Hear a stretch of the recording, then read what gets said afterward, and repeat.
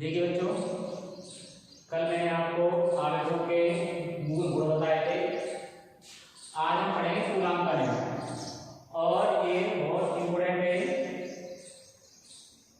Coulomb का नियम परीक्षा में पूछा जाता है। तो देखिए कूलाम का नियम क्या होता है। तो कूलाम में जो दो बिंदु आवेश होते हैं, तो वो बिंदु आवेश यदि समान प्रकृति के हैं, वो उनके पास समान आवेश है, तो कैसे होंगे वो प्रतिकर्षित होंगे, और उनके पास असमान आवेश होगा तो वो कैसे होंगे आकर्षित होंगे। तो जब वो प्रतिकर्षित और आकर्षित होते हैं, क्या होते हैं, जब वो प्रतिकर्षित और आकर्षित होते हैं तो उन पर एक बल कार्य करता है। क्या करता है, बल लगता है।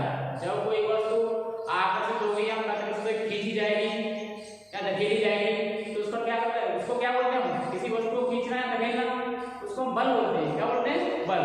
ऐसे इसमें होता है जब दो आवेश होते हैं, तो दो आवेश जब समान प्रकृति के होंगे तो कैसे क्या करेंगे, एक दूसरे को प्रतिकर्षित करेंगे, और असमान प्रकृति के होंगे तो क्या करेंगे, वो एक दूसरे को आकर्षित करेंगे। तो वहां पर एक बल कार्य करता है। तो उस बल का परिमापन के बारे में कूलाम ने बताया था।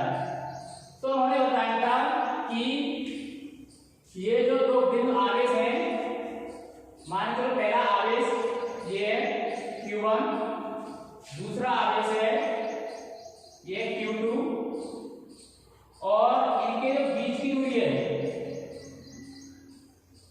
R, क्या है, R। ये A पर रखा हुआ है, ये बिंदु B पर रखा हुआ है। तो इनके बीच में जो बल कार्य करता है, जिस बल से ये आकर्षित या प्रतिकर्षित होते हैं, समान होंगे तो समान प्रकृति के होंगे तो क्या करेंगे, वो प्रतिकर्षित होंगे, और असमान प्रकृति के होंगे एक दूसरे को क्या करेंगे, आकर्षित करेंगे। तो वहां एक बल लगता है, बल से ही वो क्या करते हैं, आकर्षित और प्रतिकर्षित। तो उस बल के परिमापन के बारे में कूलाम ने बताया था 1785 ईस्वी में। तो उन्होंने बताया था कि ये जो दोनों इनके बीच में जो बल कार्य करता है, इस बल को बोलते हैं वैद्युत बल। क्या बोलते हैं, वैद्युत बल। तो उन्होंने बताया था कि दो बिंदु आवेशों के बीच कार्य करने वाला वैद्युत बल इन दोनों आवेशों के गुणनफल के अनुक्रमानुपाती होता है, Q1 Q2। ये चीज बताएगी, ये बताएगी कि दोनों आवेशों के गुणनफल के अनुक्रमानुपाती होता है। इस अनुक्रमानुपाती का मतलब क्या होता है, यानी कि इनका गुणनफल यदि अधिक आता है तो बल भी कैसा लगेगा, अधिक लगेगा, ठीक है, और कम होगा इनका गुणनफल तो बल भी कैसा कार्य करेगा, कम कार्य करेगा। और बीच की दूरी के वर्ग के व्युत्क्रमानुपाती होता है, उल्टा होता है, दूरी के वर्ग के व्युत्क्रमानुपाती होता है। यदि इन आवेशों के बीच की दूरी कम होगी तो ये वाला जो बल है वैद्युत बल, ये अधिक लगेगा, और दूरी को बढ़ाने में वैद्युत बल क्या हो जाएगा, कम हो जाएगा। तो दूरी के वर्ग के व्युत्क्रमानुपाती होता है, ठीक है। इसको थोड़ा सा क्लियर है। देखिए बेटा, जैसे अभी मैंने आपको बताया था, उसी नियम को लिख दिया है। इस नियम के अनुसार दो स्थिर बिंदु आवेशों के बीच लगने वाला वैद्युत आकर्षण अथवा प्रतिकर्षण बल, यानी कि वैद्युत बल आकर्षण हो सकता है और प्रतिकर्षण हो सकता है। और कब आकर्षण होगा, कब प्रतिकर्षण होगा, समान होंगे आवेश तो प्रतिकर्षण होगा, असमान आवेश होगा तो कैसा होगा, आकर्षण बल कार्य करेगा।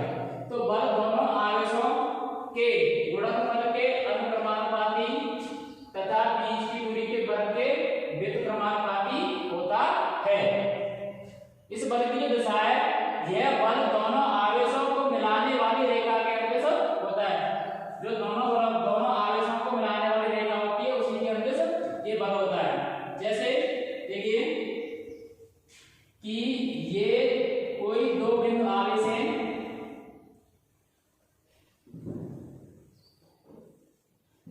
एक Q1 है, दूसरा Q2 है, A और B स्थान पर रखे हुए हैं।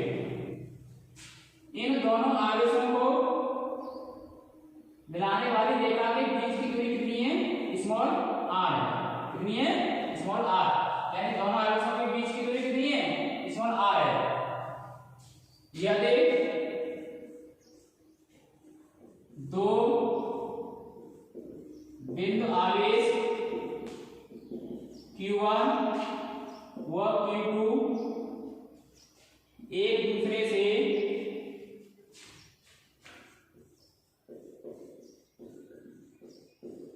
स्मॉल r दूरी पर रखे हैं।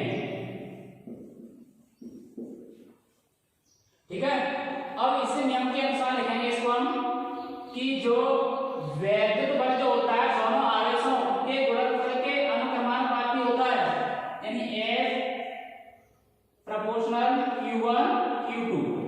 ठीक है, दूसरी बात इसने बताया तथा बीच की दूरी के वर्ग के व्युत्क्रमानुपाती होता है, यानी F जो है बीच की दूरी के वर्ग के व्युत्क्रमानुपाती होता है। अब ध्यान से देखिए इसको, इन दोनों को मिलाएंगे, दोनों को मिलाने पर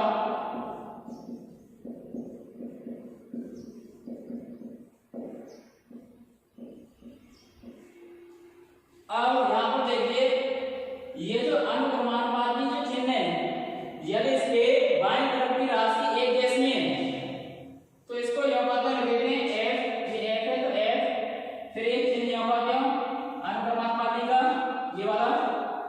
उसके बाद में जो दाएं तरफ की राशि होती है उनका आपस में गुणा कर देते हैं, तो इन दोनों का आपस में गुणा करेंगे तो कितना हो जाएगा ये Q1 Q2 upon R square.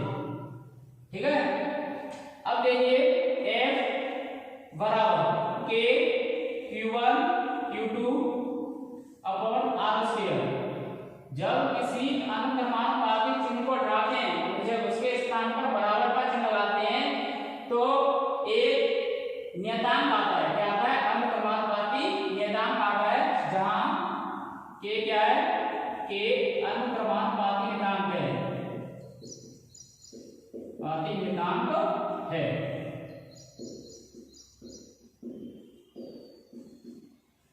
अब देखिए इसका जो मान जो होता है, इसका मान आवेशों के बीच के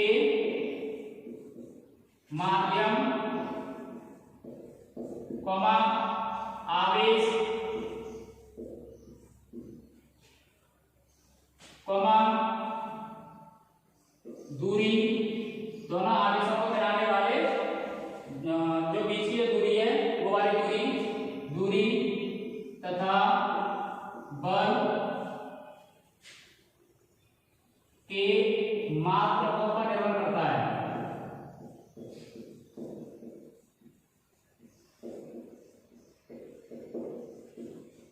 ये जो अनुक्रमानुपाती चिन्ह है A वो क्या करता है, इसका जो मान जो होता है वो क्या होता है आवेशों के बीच के माध्यम, जो आवेशों के बीच में जो माध्यम है क्या है, वायु है या कोई दूसरा माध्यम है। ठीक है, माध्यम पर और आवेश दूरी और बल के मात्रकों पर निर्भर करता है। अब देखिए इन सभी के ऐसा ही मात्रक दे रखे, ये सब ऐसा ही मात्रक में दूरी, बल और जो आपका आवेश है, इनके सब के मात्रक कैसे हैं, ऐसा ही मात्रक है, तो इसका मान क्या होगा, तो देखिए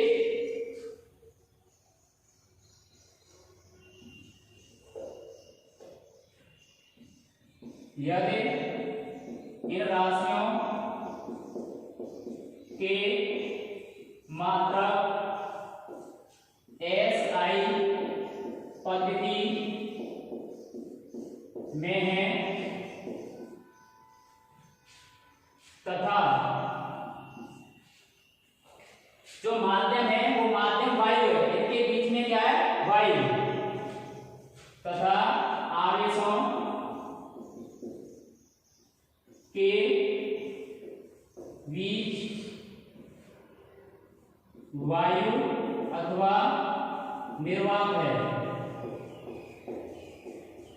तब इस K का मान 9 × 10⁹ 9 × 10⁹ न्यूटन मीटर स्क्वायर प्रति कूलम स्क्वायर होता है।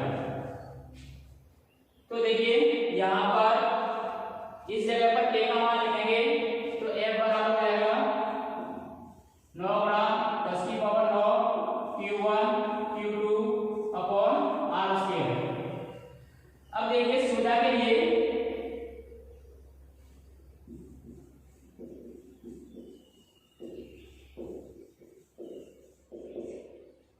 जो 9 गुणा 10 की पावर 9 लिखा हुआ है इसको हम ये लिखते हैं 9 गुणा 10 की पावर 9, यहाँ लिख रहे हैं 9 गुणा 10 की पावर 9 न्यूटन मीटर स्क्वायर प्रति कूलम स्क्वायर की जगह पे 1/4 पाई एप्सिलॉन 0 ये लिख दिया करते हैं। अब यहाँ पर ये एप्सिलॉन 0 क्या होता है? एप्सिलॉन 0 जो होता है वो वायु अथवा निर्वात की वैद्युत होती है। क्या होती है? वायु अथवा निर्वात की वैद्युत होती है। इसको आप नोट कर लें, इसको लिखा जाएगा आगे। अब देखिए यहां से आगे जो 9 गुणा 10 की पावर 9 न्यूटन मीटर स्क्वायर प्रति कूलम स्क्वायर के स्थान पर 1/4 पाई एप्सिलॉन 0 ले सकते हैं। कब ले सकते हैं? किसके लिए? ये मैंने आपको पहले बता दिया है, वायु अथवा निर्वात के लिए ये कमान है। ठीक है, जब इसके ऐसा ही परिधि मात्रा दे रखे हैं। और अब 9 गुणा 10 की पावर 9 इसकी जगह पर आप 1/4 पाई एप्सिलॉन 0 ले सकते हैं सुविधा के लिए। तो देखिए ए बराबर यहाँ पर इसकी जगह पर ये लिख सकते हैं 1/4 pi epsilon 0 Q1 Q2 upon R square. ये हो जाएगा वैद्युत बल का सूत्र न्यूटन। इस सूत्र का प्रयोग हम कब करेंगे? जब दो आवेश दे रखे हैं उनके बीच में क्या है? वायु अथवा निर्वात है, जब के लिए इस वाले सूत्र का प्रयोग करेंगे। और 1/4 पाई एप्सिलॉन 0 का जो मान होगा वो कितना होगा? यहाँ पर एक बार लिख रहा हूँ 1/4 पाई एप्सिलॉन 0 बराबर 9 गुणा 10 की पावर 9, इसका मान होगा न्यूटन मीटर स्क्वायर प्रति कूलम स्क्वायर ये होगा। अब देखिए ये जो दो बिंदु आवेश हैं इनके बीच में वायु होगी जब तो ये सूत्र लगाएंगे। अब वायु का होकर के इनके बीच में कोई माध्यम आ जाए, कोई परावैद्युत पदार्थ आ जाए, अचालक पदार्थ आ जाए, जैसे कांच है, अभ्रक है, इस प्रकार के माध्यम आ जाए, पानी है, तो उस वैद्युत बल का मान कितना होगा? F का मान कितना होगा उसको निकालेंगे। तो देखिए यदि वायु अथवा निर्वात के स्थान पर कोई परावैद्युत पदार्थ जैसे कांच, मोम, अभ्रक आदि स्थित हो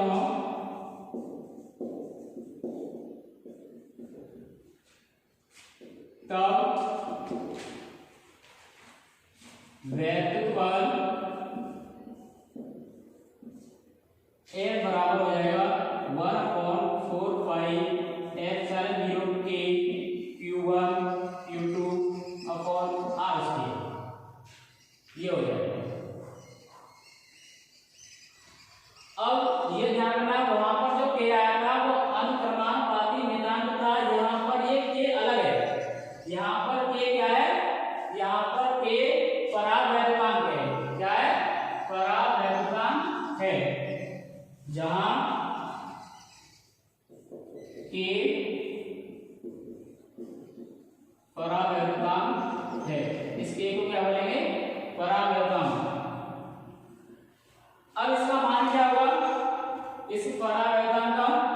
तो देखिए इसका मान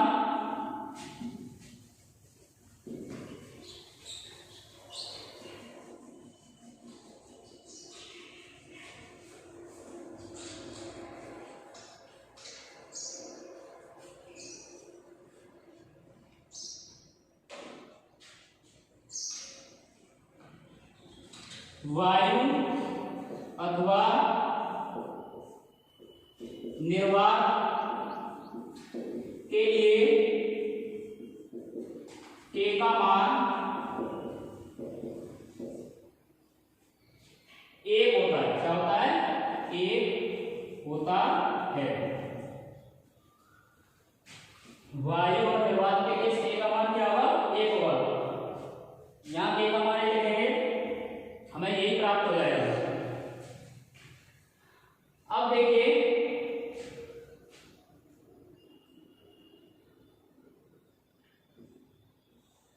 परावैद्युत पदार्थों के लिए K का मान 1 से अधिक होता है। 1 से अधिक होता है। और धातुओं के लिए इस K का मान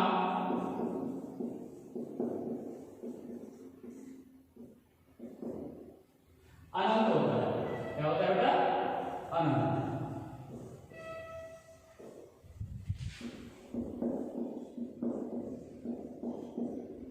अनंत होता है।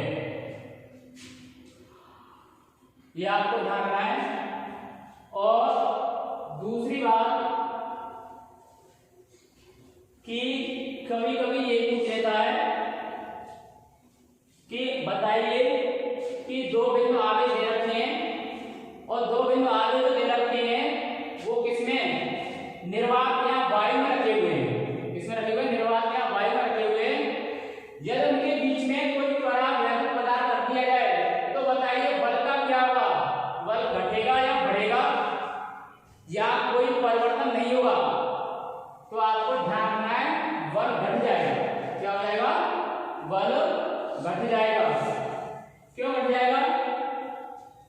क्योंकि देखिए ये वायु अथवा निर्वात के लिए वैध बल है और ये इसके लिए जब कोई परावैद्युत पदार्थ रखा हो इन दोनों आवेशों के बीच तब के लिए बल है।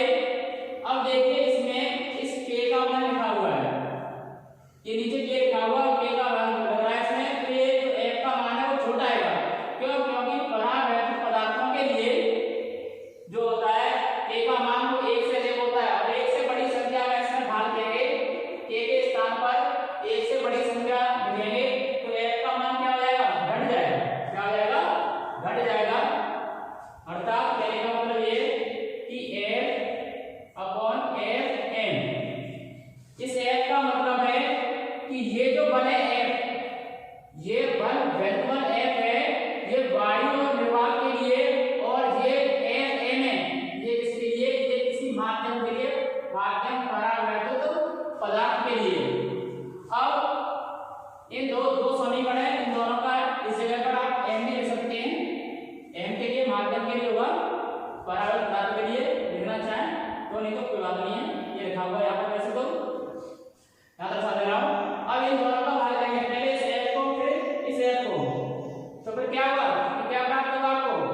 इस तरीके से भाग लेंगे तो बेटा भाग लेंगे तो कितना प्राप्त हो जाएगा? हमें K प्राप्त होगा। क्या होगा? K क्या होगा? परावैद्युतांक। क्या होगा? परावैद्युतांक, ये प्राप्त होगा। ठीक है। अब यहां से निष्कर्ष क्या निकलता है? यहां से निष्कर्ष ये निकलेगा कि वायु में वैध बल और किसी परावैद्युतांक पदार्थ के लिए वैध बल का अनुपात किसके बराबर होता है? परावैद्युतांक के बराबर होता है। परावैद्युत पदार्थ रखा हुआ है तब और वायु, इन दोनों का अनुपात क्या होगा? परावैद्युतांक के बराबर होगा। यह आपको ध्यान रखना है। ठीक है। इसमें यह आपको ध्यान रखना है, ये वायु निर्वात के लिए ये वाला सूत्र लगाना है। जब दोनों आवेशों के बीच में वायु जब घनत्व के लिए ये वाला सूत्र है, और जब उसके लिए वायु अथवा निर्वात के स्थान पर कोई परावैध पदार्थ है, जैसे कांच है, मोम है, अभ्रक है, और भी परावैध पदार्थ होते हैं, उनके लिए आप ये वाला सूत्र लगाएंगे कि क्या होगा, परावैधांक होगा। और ये आपको ध्यान रखना है, वायु अथवा निर्वात के लिए k का मान कितना होता है, 1 होता है। कितना होता है, 1। यहाँ एक कितने प्राप्त हो जाएगा हमको, ये कभी-कभी पूछ लेता है वायु अथवा निर्वात के लिए परावैधांक का मान कितना होता है, 1 होता है। कभी-कभी ये पूछ लेता है कि परावैद्युत पदार्थों के लिए k का मान कितना होता है, ऑप्शन होता है तो 1 से अधिक होता है। क्या होता है, 1 से अधिक। धातुओं के लिए इस परावैद्युत k का मान क्या होता है, अनंत होता है। ठीक है, तो ये मैंने आपको बता दिया है। अब यहाँ पर एक चीज है, ये एप्सिलॉन 0 क्या है, एप्सिलॉन 0 क्या है, यहाँ पर जो एप्सिलॉन 0 जो आया है वो वायु अथवा निर्वात की वैद्युशीलता है। क्या है, यहाँ लिख रहा हूँ नीचे, वहां लिख पाया मैंने, जहां यहाँ पर जो एप्सिलॉन 0 है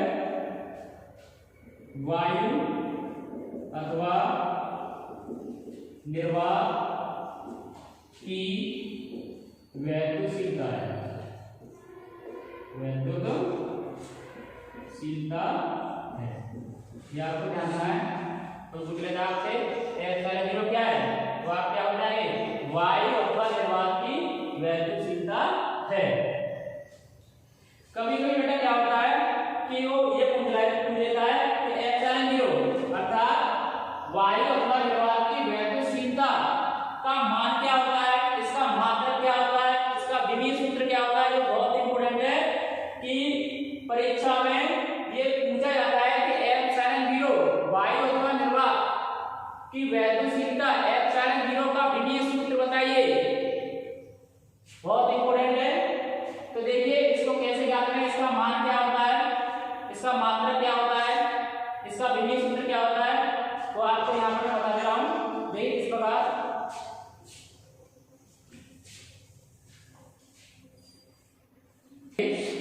एप्सिलॉन 0 का आंतरिक मान, मात्रक बटा विमीय सूत्र ज्ञात करेंगे। बहुत इंपॉर्टेंट है ये चीज। तो मुझे देता है एप्सिलॉन 0 का मान बताइए, डायरेक्ट पूछ लेता है, लेकिन वही देता है, मात्रक पूछ लेता है, विमीय सूत्र भी पूछ लेता है। तो देखिए कैसे निकालेंगे कि हम जानते हैं, we know that 1/4 एप्सिलॉन 0 बराबर 9 × 10⁻9 न्यूटन मीटर स्क्वायर प्रति कूलम स्क्वायर इसका मान होता है।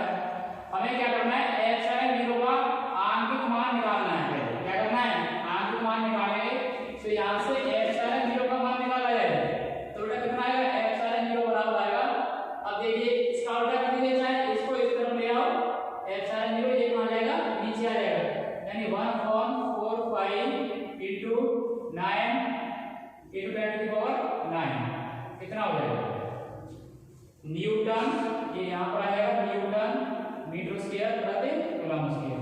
ये इस तरीके से ये इस तरफ जैसे नीचे आ जाएगा, ये इस तरफ आ जाएगा। इस तरफ की जो मान है एप्सिलॉन 0 मैंने इस तरफ लिख दिया, और ये वाला मान मैंने इस तरफ लिख दिया, कोई दिक्कत नहीं है। एप्सिलॉन 0 बराबर, अब देखिए 1/4 का मान 3.14 into 9 into 10⁻9। और ध्यान से देखिए ये ऊपर चला जाएगा, जो है coulomb square upon newton metre square, coulomb square plus newton metre square, इस तरीके से हो जाएगा पूरा। अब देखिए इसको सॉल्व करेंगे तो ये आएगा 8.85 into 10⁻12 कूलम स्क्वायर प्रति न्यूटन मीटर स्क्वायर, ये इसका आंतरिक मान होगा। इसका मात्रक क्या होगा, एप्सिलॉन 0 का मात्रक देखिए यहाँ निकाल लिया हमने इस प्रकार, तो कूलम स्क्वायर प्रति न्यूटन मीटर स्क्वायर। ठीक है, अब इसका विमीय सूत्र क्या होगा, ये बहुत इंपॉर्टेंट है। विमीय सूत्र, विमीय सूत्र क्या होगा इसका, तो देखिए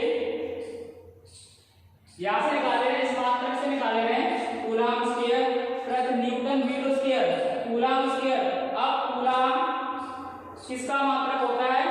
आवेश का। किसका होता है? आवेश का। और आवेश की जो विमा होती है वो होती है AT। क्या होती है? AT वर्ग है, तो ये A स्क्वायर T स्क्वायर हो जाएगा। मैं आपको एक चीज बता रहा हूँ कि जो आवेश की विमा होती है AT क्यों होती है? क्योंकि Q बराबर सूत्र होता है IT। क्या होता है? Q बराबर IT होता है। अब इसका विधि सूत्र निकालें इस Q का, तो हम क्या लिखेंगे? विद्युत धारा का विमा और समय की विमा, और धारा की विमा होती है वो A होती है, समय की क्या होती है? T होती है। तो आवेश की विमा क्या हो जाएगी? AT, उसका वर्ग है तो इसका वर्ग करेंगे तो A स्क्वायर T स्क्वायर हो जाएगा। ओके, उसके बाद में ये अपॉन न्यूटन किसका मात्रक होता है? बल का मात्रक होता है। बल का विधि सूत्र क्या होगा? m/L/T-2, ठीक है।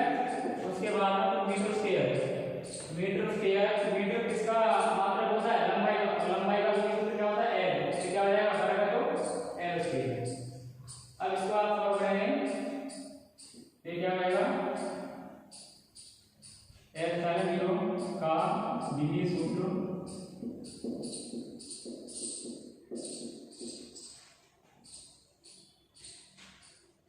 फिर हमसे जाकर पहले m L इस तरीके से तो ऊपर जाएगा, तो माइनस के m की घात -1, फिर L होगा ये L स्क्वायर और L क्यू जाएगा, ऊपर जाएगा तो L की घात -3 हो जाएगा।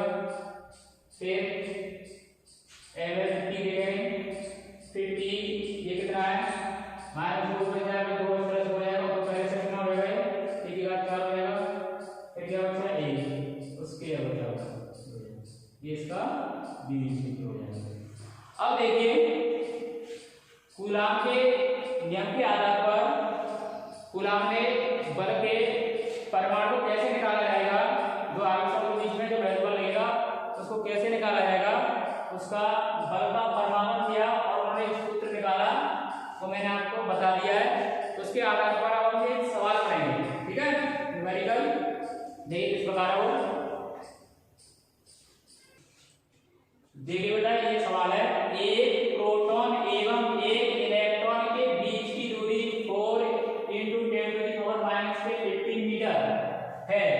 इनके मध्य लगने वाले वैद्युत बल के परिमाण एवं प्रकृति की गणना कीजिए। आपको बताना है वैद्युत बल का परिमाण कितना वैद्युत बल रहेगा और उसकी प्रकृति कैसी होगी।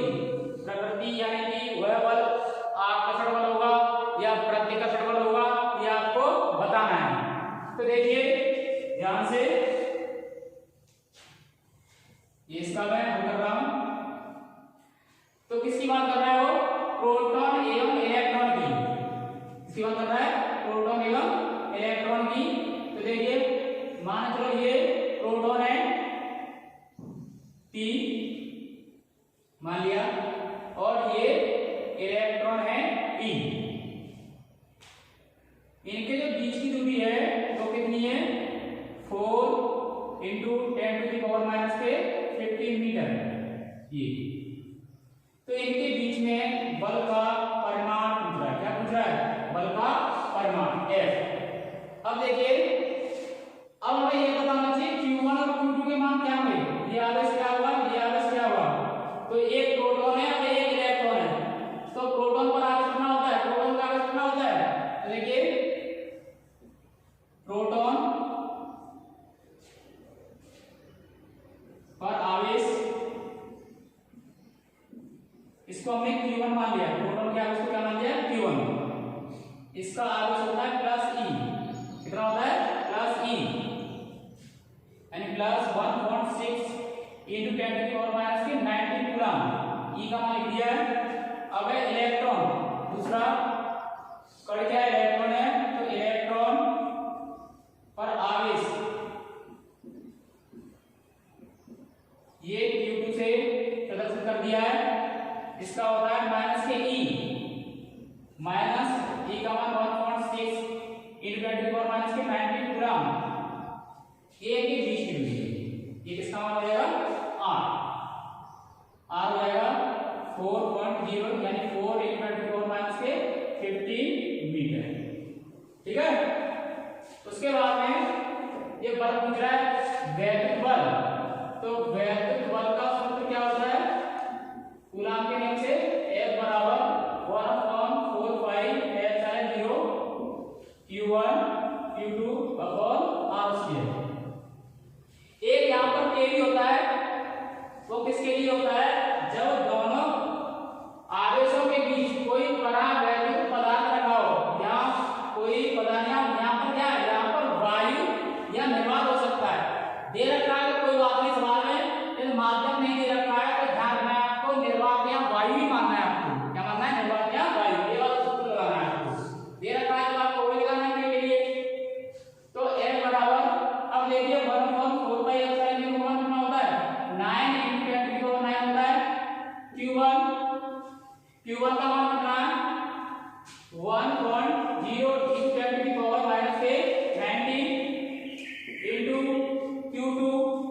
Q2 का मान कितना है? -1.6 × 10⁻⁻19। तो 1.6 × 10⁻⁻19। अब ध्यान दीजिए, ये माइनस में दे रखा है, मैंने माइनस में नहीं लिखा है। क्यों? क्योंकि इसका परिमाण लिखा जाता है। क्या लिखा जाता है? परिमाण। चिन्ह नहीं लिखा जाता है। चिन्ह तो ये बताता है कि इस बल की प्रकृति क्या है। ठीक है, अपॉन r²। r का मान है 4.0 × 10⁻⁻15 कितना है? 50 है। बराबर है तो बराबर लिख देंगे इसका। F बराबर ये 9 इंटू ये 1.6 इंटू 1.6 इंटू ये माइनस माइनस की बात है, और जुड़ जाएंगी 38 हो जाएंगी। कितनी हो जाएंगी? माइनस के 38 और प्लस के 9, तो माइनस के 29 बचेगा। कितना बचेगा? 29। ठीक है, अपॉन 4 का वर्ग कितना होगा? 16 होगा, गुणा 10 की घात, इसका वर्ग करें तो माइनस के 30 हो जाएगा। कितना हो जाएगा बेटा? 30। ठीक है, ये से कैंसिल हो जाएगा 0.11। F बराबर, अब देखिए ये 9 इंटू 0.1 इंटू 1.6 इंटू ये ऊपर जाएगा, ये वाली ये प्लस की 30 हो जाएगा, माइनस की 29 कितनी बचेगा? ये 10 हो जाएगा। कितना बचेगा? 10। अब F बराबर, ध्यान से देखो, 0.8 इंटू 10 कितना हो जाएगा? 1 हो जाएगा। 9 इंटू 1 ये दोनों बड़ा हो गया, कितना बचा? 1.6। F बराबर, अब इन तीनों को गुणा करेंगे तो ये हो जाएगा, और आपका पॉइंट आ जाएगा यहाँ, कितने न्यूटन। ये इसका परिमाण हो जाएगा। और इसकी प्रकृति कैसी होगी? देखिए इसकी प्रकृति होगी, अब ये देखिए आवेश, एक इलेक्ट्रॉन है और एक क्या है? प्रोटॉन है। एक इलेक्ट्रॉन है, एक प्रोटॉन है। अब प्रोटॉन पर धनावेश होता है, इलेक्ट्रॉन पर ऋणावेश होता है, और दोनों के आवेश कैसे अलग चिन्ह के हैं, तो कौन सा बनेगा? आकर्षण, यानी कि प्रकृति क्या होगी? आकर्षण। आकर्षण। ओके, इस तरीके से होता है। तो कर सकते हैं आप लोग। देखिए बेटा, अब हम पढ़ेंगे, हमने पढ़ा है कूलाम के नियम से, हमने बल का परिमाण पढ़ा है। तो बल क्या पढ़ा है? बल का परिमाण पढ़ा है। और बल एक कैसी राशि है? बल एक सदिश राशि है। तो हम कूलाम के नियम को सदिश रूप में पढ़ेंगे। पढ़ेंगे सदिश स्वरूप में पढ़ेंगे। सदिश रूप में बल को कैसे निरूपित किया जाता है, कूलाम के जो बल है उसको कैसे निरूपित करेंगे, उसको पढ़ेंगे। तो देखिए उसको हम कैसे करेंगे, ये बहुत इंपॉर्टेंट है।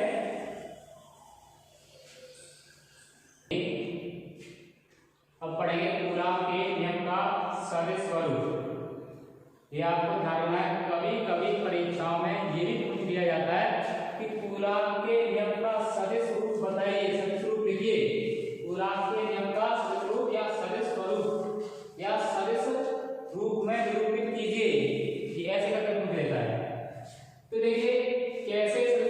देखते हैं इसको। जैसे मान लेते हैं हमारे पास ये कोई दो आवेश हैं, एक आवेश ये और एक आवेश Q1 है और दूसरा आवेश हमारे पास Q2 है। क्या है?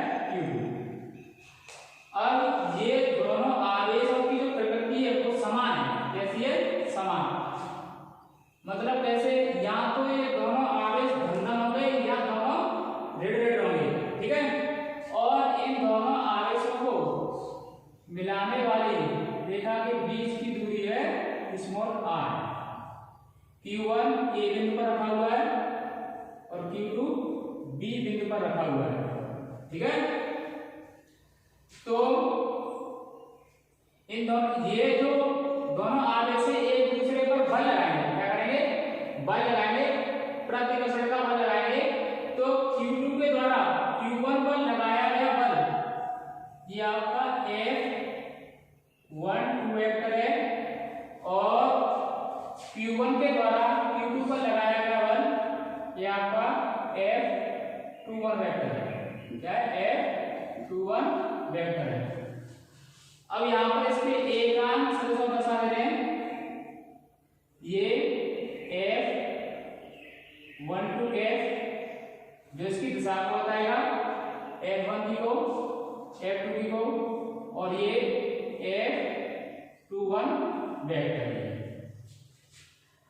अब कोई भी हम डेरिवेशन करते हैं तो जो आपका चित्र बनाया, डायग्राम बनाया, आपने इसमें क्या क्या माना कि मैंने आपको समझाया था। एक बार और बता दे रहा हूं मैं आपको कि Q1 और Q2 समान प्रकृति के दो आवेश एक दूसरे से स्मॉल r दूरी पर रखे हुए हैं और Q2 द्वारा Q1 पर लगाया गया बल F12 वेक्टर है और Q1 द्वारा Q2 पर लगाया गया बल F21 वेक्टर है और ये इन दोनों के एकांक सदिश हैं, F1 और F2 के। ठीक है। इसी बात को हम लिख लेते हैं माना में। देखिए माना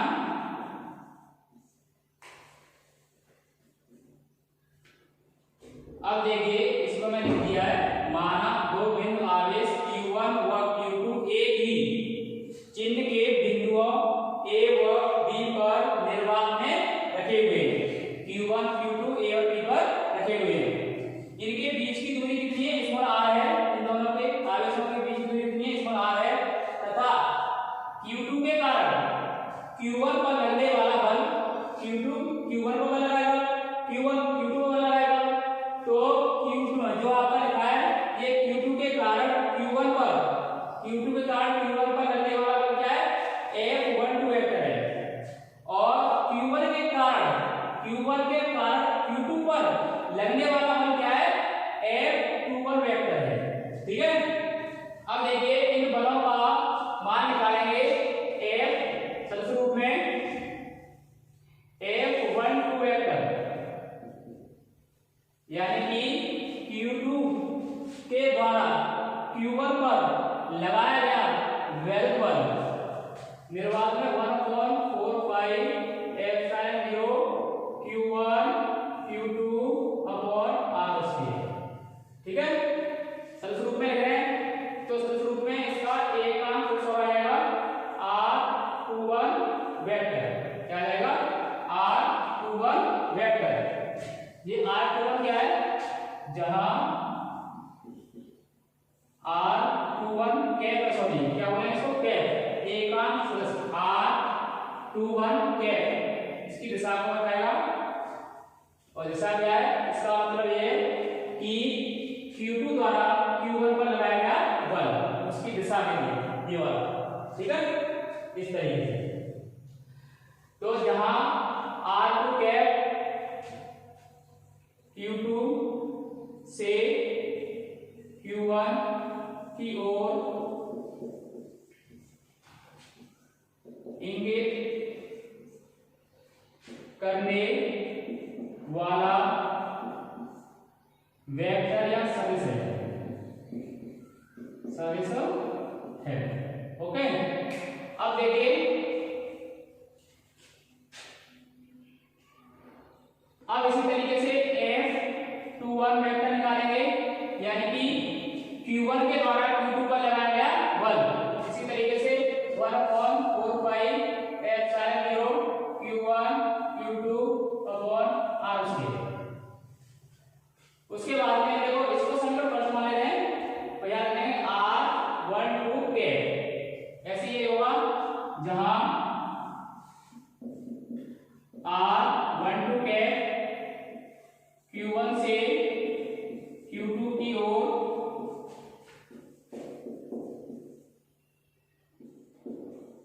इंगित करने वाला सदिश है। ठीक है, उसके बाद में ध्यान से देखेंगे कि R21 कैप को आप ले सकते हैं R21 वेक्टर बटे R21 वेक्टर का मापांक। आपने सूत्र पढ़ा हुआ ए का सूत्र होता है A कैप बराबर कोई A वेक्टर दे रखा है A वेक्टर बटे A वेक्टर का मापांक, उसी से मैंने ये किया। यहाँ पर A वेक्टर की जगह पर क्या लिखा हुआ है R21 कैप, A कैप की जगह पर क्या है R21 कैप है, तो वही लिख दिया। ठीक है, उसके बाद में ध्यान से देखेंगे, इसको मैं मिटा दे रहा हूं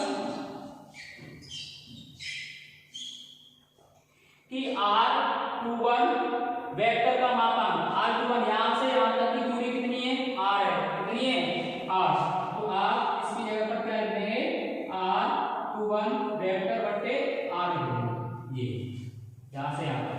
ठीक है, मैं यहां पर लिख दे रहा हूं क्यों, ये कैसे हुआ है R21 कैप बराबर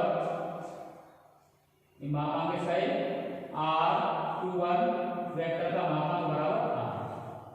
ठीक है, उसके बाद में इसी तरीके से R12 कैप बराबर R12 vector upon R12 vector का मापांक, इसका मापांक कितना होगा यहां से यहां तक कितनी को दबा देंगे। इसी तरीके से R12 वेक्टर अपॉन R। अब ये दोनों मान एक समीकरण ये मानेंगे सेकंड समीकरण फर्स्ट और सेकंड में रखने पर। ठीक है, तो समीकरण फर्स्ट और सेकंड से ध्यान से देखिए, पहले फर्स्ट में लिखा F12 वेक्टर बराबर 1/4 पाई एप्सिलॉन 0। ठीक है, उसके बाद में Q1 Q2 upon R square into R21 cap की जगह पर क्या लिखेंगे, ये लिखेंगे R21 वेक्टर अपॉन R। ठीक है, अब मैं यहां लिख रहा हूं F12 वेक्टर बराबर ये हो जाएगा 1/4 pi epsilon 0 Q1 Q2 upon ये R स्क्वायर गुणा R कितना आ जाएगा बेटा, ये R क्यूब हो जाएगा, कितना हो जाएगा R क्यूब डॉट ये लिखा हुआ है R21 वेक्टर, ये इसका सदिश रूप होगा, यानी कि Q1 द्वारा Q2 पर लगाए गए बल का सदिश रूप होगा ये। इसी तरीके से Q1 द्वारा Q2 पर लगाया गया बल का सदिश रूप निकालेंगे, तो पहले आप इसको नोट कर लें अच्छे तरीके से, नोट किया है लिया हुआ आपने वीडियो को रोक करके। अब देखिए, अब Q1 द्वारा Q2 पर लगाए गए बल का रूप निकालेंगे। अब देखिए, अब चाहे तो इसको समीकरण थर्ड ही मान सकते हैं। ठीक है, थर्ड समीकरण मान लिया, उसको प्रिंट करके आया वो, अब उसको निकालेंगे। देखिए किस तरीके से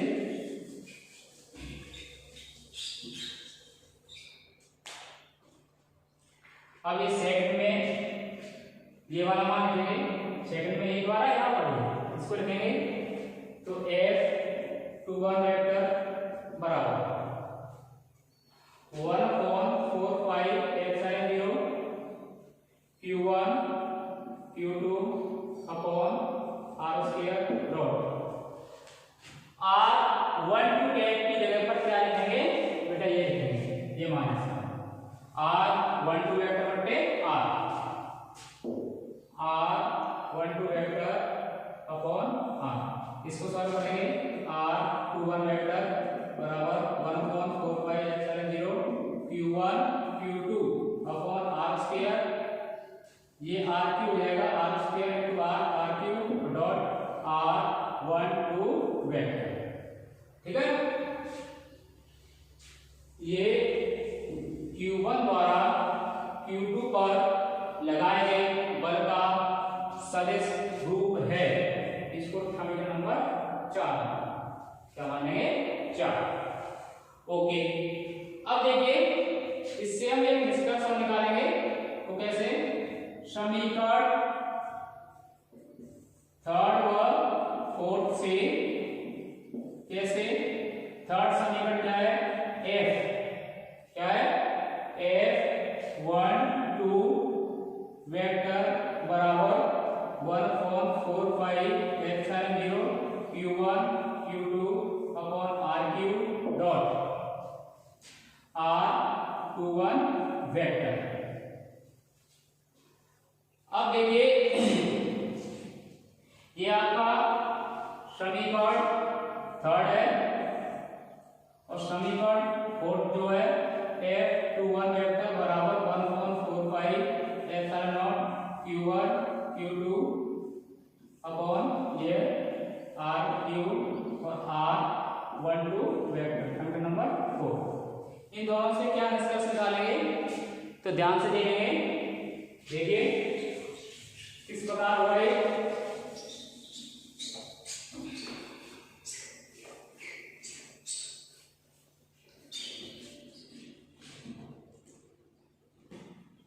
कि ये जो ये लिखा है F दिया में यहाँ पर समीकरण फोर्थ से F21 वेक्टर बराबर 1/4 epsilon 0 Q1 Q2 upon R cube, और ये जो लिखा है मैंने इसको माइनस R12 वेक्टर लिख दिया, सॉरी 12 वेक्टर लिखा हुआ है, R21 वेक्टर लिख दिया। अब कैसे लिख दिया, अब ये दिक्कत, तो बेटा देखिए आपने पढ़ा है, क्या पढ़ा है कि A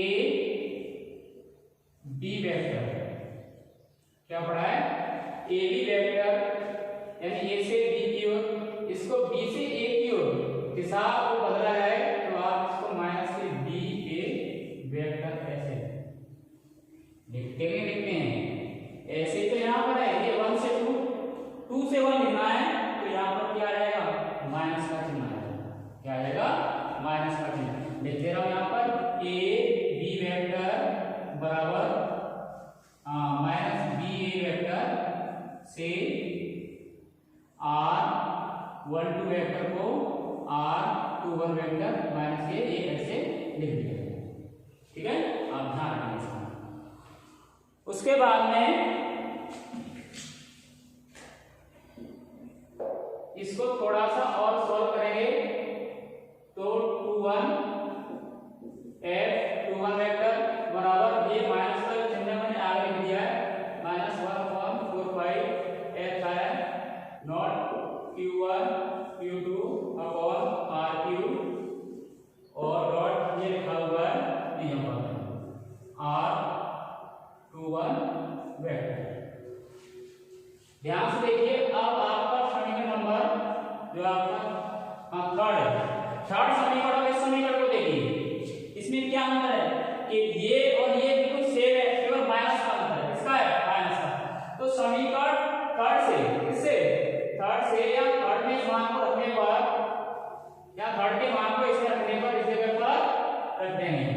इस जगह पर ये किसकी वैल्यू है? ये F आपकी 1 2 वेक्टर की वैल्यू है, ठीक है। तो F21 वेक्टर बराबर माइनस इस जगह पर क्या लिखा जाएगा? ये F12 वेक्टर, ठीक है। यहाँ इसको F12 वेक्टर बराबर माइनस F21 वेक्टर। अब देखिए इससे क्या निष्कर्ष निकला? इससे निष्कर्ष ये निकला कि जो बल लगाए जा रहे हैं, एक Q1 Q2 पर बल लगा रहा है, Q2 Q1 पर बल लगा रहा है, और दोनों बल कैसे विपरीत हैं, कैसे विपरीत। तो जब इस तरीके से बल लगते हैं तो ये बल कौन से होते हैं? ये बल समकेंद्रीय होते हैं। कैसे होते हैं? समकेंद्रीय बल होते हैं। और दूसरी चीज बहुत इंपॉर्टेंट है, कंपटीशन के एग्जाम बहुत पूछी जाती है टेक्निकल में, ये कि बताइए कूलाम का नियम, कूलाम का नियम न्यूटन के गति विषयक नियम के किस नियम का पालन करता है? वो ऐसे पूछ लेता है, कूलाम का नियम न्यूटन के जो गति के नियम है उसके कौन से नियम का पालन करता है? पहले नियम का पालन करता है, दूसरे का करता है, तीसरे का करता है, या नहीं करता, ऐसे आता है। तो देखिए ये क्या है? ये दोनों विपरीत बल है। कैसे विपरीत और कैसे बराबर है? कैसे विपरीत और बराबर बल है। क्यों? क्योंकि देखिए बराबर है, विपरीत में माइनस लगा हुआ है। अब देखिए जब हम किसी भी वस्तु पर धक्का लगाते हैं, बल लगाते हैं, जैसे हम यहाँ पर इसको बल लगाए इस तरीके से, तो बल लगाएंगे अपने हाथ से। अब हाथ से इसको बल लगा रहे हैं, उतने ही परिमाण का बल विपरीत दिशा में ये बोर्ड यानी दीवार लगा रही है इसको इस तरीके से। तो ये बल कौन सा होता है? ये बल जो आपका होता है क्रिया प्रतिक्रिया होती है। क्या होती है? क्रिया प्रतिक्रिया होती है। और ये न्यूटन के कौन से नियम में होती है? तीसरे नियम में। इसमें होती है तीसरे नियम में। तो कूलाम का नियम कौन से नियम का पालन करता है? न्यूटन के तीसरे नियम का पालन करता है। इसका पालन करता है तीसरे का। ये बहुत इंपॉर्टेंट है, ध्यान रखना इसका। कूलाम का नियम न्यूटन के तृतीय नियम का पालन करता है, गति के तृतीय नियम का पालन करता है न्यूटन के। कौन सा नियम? कूलाम का नियम। ये आप ध्यान रखना, बहुत इंपॉर्टेंट है। इसको मैं यहाँ पर लिख दे रहा हूँ नोट में, इंपॉर्टेंट है बहुत। अब देखिए ये नोट में लिख दिया है, कूलाम का नियम न्यूटन के गति विषयक तृतीय नियम का पालन करता है। दूसरी बात, दो बिंदु आवेशों के बीच लगने वाला वैद्युत बल केंद्रीय